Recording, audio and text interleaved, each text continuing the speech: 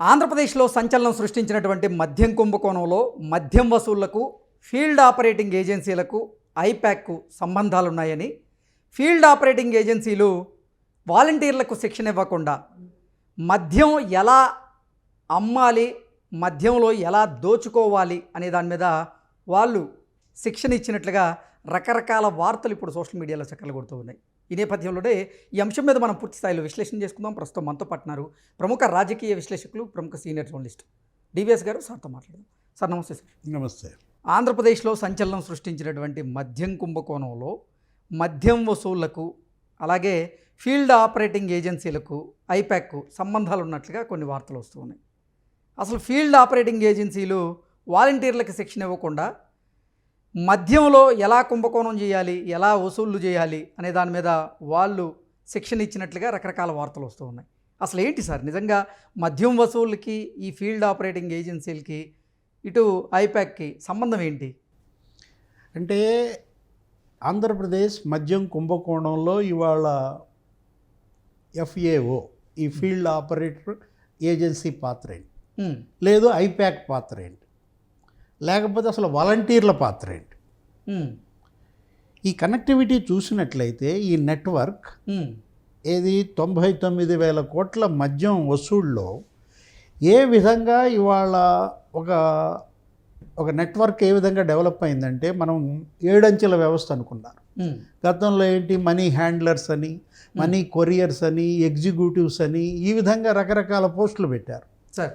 అట్లాంటిది ఇప్పుడు విశాఖపట్నంలో ఈ ఫీల్డ్ ఆపరేటింగ్ ఏజెన్సీ ఒక 100 మందితో ఉన్నటువంటి కాల్ సెంటర్, అందులో దానికి హెడ్గా పనిచేసినటువంటి ఆ ప్రణయ్ ప్రకాష్, అతను ఇచ్చినటువంటి వాంగ్మూలం మ్యాజిస్ట్రేట్ దగ్గర నీకు ప్రకంపనలు సృష్టిస్తారు. అంటే ఈ కుంభకోణంలో వాలంటీర్లను కూడా ఉపయోగించారా? ఓకే. ఈ కుంభకోణంలో ఐప్యాక్ సిబ్బందిని కూడా ఉపయోగించారా? అసలు మామూలుగానే ఐప్యాక్ దోచిపెట్టారు. ఏది, జగన్మోహన్ రెడ్డి 5 ఏళ్లలో మరి 300 కోట్లు ఈ ఫీల్డ్ ఆపరేటింగ్ ఏజెన్సీస్ అని పెట్టి నానక్రామ్ గూడాలో ఒక ఆఫీస్ పెట్టి, ఏది మరి సంవత్సరానికి ఒక 70 కోట్లు ఏమో దానికి దోచిపెట్టారు. తద్వారా అందులో సిబ్బందిగా నియమించిన వాళ్ళంతా ఐప్యాక్ వాళ్ళు అన్నారు.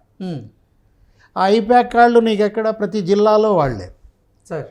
జగన్మోహన్ రెడ్డి మీటింగ్స్లో వాళ్ళే, సచివాలయంలో వాళ్ళే, సెక్రటేరియట్లో వాళ్ళే, అన్ని చోట్ల వాళ్ళే ఉన్న దీంట్లో ఒక్కొక్కరికి ₹1,00,000 జీతమనో 75,000 జీతమనో అనుకున్నాం. ఇలా దోచేశారు, గవర్నమెంట్ సొమ్మంతా ఐప్యాక్ ఇచ్చారనుకున్నారు సార్. ఐప్యాక్ సిబ్బంది అదే ఏది, ఆ ఫీల్డ్ ఆపరేటింగ్ ఏజెన్సీ వాళ్ళు ఏంటి, వాలంటీర్లకు శిక్షణ నిమిత్తం నియమిస్తున్నామన్నారు. ఇప్పుడు రామ్ ఇన్ఫో, ఆ రామ్ ఇన్ఫోటెక్ అనేదేంటి, ఇవాళ అందులో అదొక ముసుగు మాత్రమే. దాన్ని కంట్రోల్ చేసింది కూడా కసిరెడ్డి రాజ్. ఓకే. అంటే కసిరెడ్డి రాజ్ ఇవాళ అతను ఒక విషవృక్షంగా ఎలా విస్తరించిపోయాడు ఆంధ్రప్రదేశ్లో ప్రతి చోట. పురపాలక సంఘం సమావేశం పెట్టారనుకో, అక్కడ వీళ్ళే ఉండేది కవరేజ్కి. ఓకే. కార్పొరేషన్ నగరాల్లో అక్కడ వాళ్ళ యొక్క ఆ పాలక మండలి సమావేశంలో వీళ్ళే. కలెక్టరేట్, ప్రతి కలెక్టరేట్లో ఐప్యాక్ మనుషులు. అంటే అప్పట్లో అసలు కలెక్టర్లను కూడా ఐప్యాక్ డిసైడ్ చేసిందని. ఏది, ఏ జిల్లాలో ఏ కలెక్టర్ పనిచేయాలనేది ఐప్యాక్ డిసైడ్ చేసిందంటారా? అంటే వీళ్ళే ఏ రోడ్డు వేయాలి, ఏ జిల్లాలో ఏ రోడ్లు వేయాలి, ఏ రోడ్లు వేస్తే మనకు ఓట్లు వస్తాయి అనేదంతా కూడా ఐప్యాక్ వాళ్ళు సర్వే చేసి ఆ వర్కులు కలెక్టరేట్కి ఇస్తే వాళ్ళు దానికి ఫండ్స్ రిలీజ్ చేయటం, లేకపోతే ఫండింగు, ఈ విధంగా జరిగిందని మన మీడియాలో కథనాలు. ఎలక్షన్స్ దగ్గర వస్తున్నాయి, మీరు వెంటనే ఈ రోడ్లు వేయాలంటూ ఐప్యాక్ కొన్ని రోడ్ల జాబితా ఇచ్చిందని. అంటే ఐప్యాక్ ఇందు గలడందు లేడు. ఏ విధంగా అటు వాలంటీర్లు లేకపోతే ఐప్యాక్ ఈ ఫీల్డ్ ఈ ఎగ్జిక్యూటివ్స్గా ఎలా బిహేవ్ చేశారు అంటే, ప్రతి వాలంటీరు ఒక ఫీల్డ్ ఎగ్జిక్యూటివా? సార్, ఫీల్డ్ ఎగ్జిక్యూటివ్ అంటే ఒక మనీ ఎగ్జిక్యూటివ్. ఇదేనా ground force? Jaganmohan Reddy ground force ఇవాళ ఈ మద్యం వసూళ్లలో ఏ విధంగా వాళ్ళు గ్రౌండ్ ఫోర్స్గా పనిచేశారనేది చూసినట్లయితే, ప్రతి గ్రామంలో బెల్ట్ షాపులు, ప్రతి గ్రామంలో ఈ రెస్టారెంట్లు, బార్ అండ్ రెస్టారెంట్లు, ఎంత బ్రాండు, ఏ మద్యం అమ్మాలి ఇచ్చేది వీళ్ళే. ఆ సైఫ్ అనే అతను, అనూష, అసలు ఏ బ్రాండ్ మద్యం కొనాలి అని సత్యప్రసాద్కి చెప్పేదాళ్లే ఎక్సైజ్ అధికారి. సత్యప్రసాద్ని బోల్తా కొట్టించారు.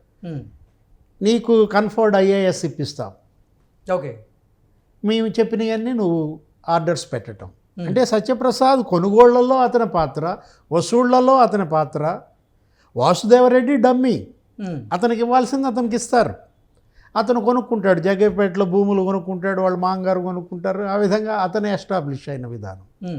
ఇప్పుడు ఇక్కడ ఇష్యూ ఏంటంటే ఫీల్డ్ ఆపరేటింగ్ ఏజెన్సీసు కేవలం 300 కోట్లు ప్రజాధనం జీతాలు అనుకున్నాం, కానీ 99,000 కోట్ల మద్యం ఆ అమ్మకాలు లేకపోతే ఆ వసూళ్ళు మొత్తం నగదంతా వీళ్ళే కొరియర్స్గా, వీళ్ళే ఎగ్జిక్యూటివ్స్గా, ఏ విధంగా ఇదొక పెద్ద నెట్వర్క్ అన్నది అదే.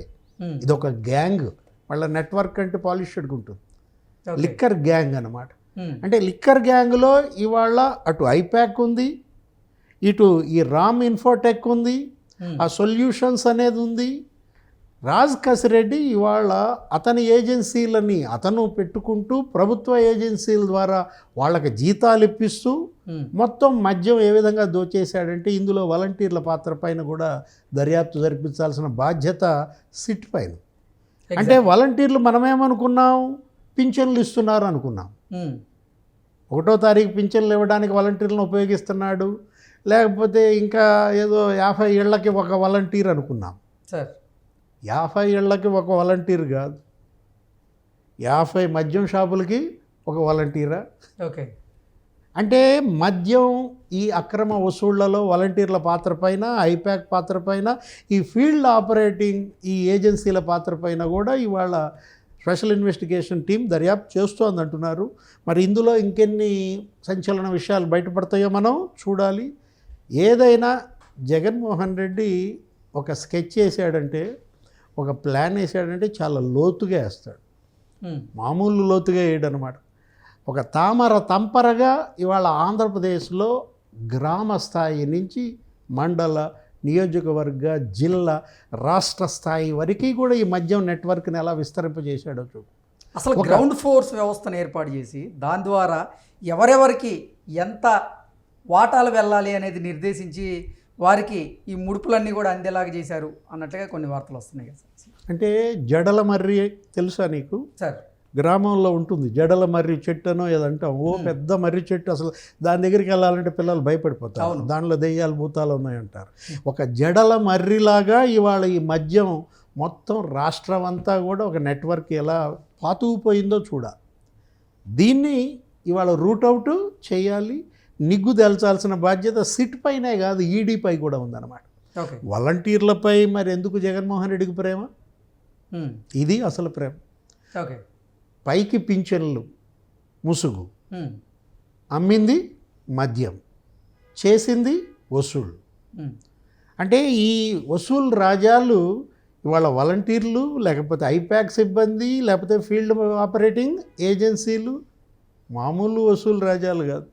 కసిరెడ్డి రాజా మజాకానా, అందుకు కాదు విజయసాయిరెడ్డి అసలు అంత మండిపోయింది.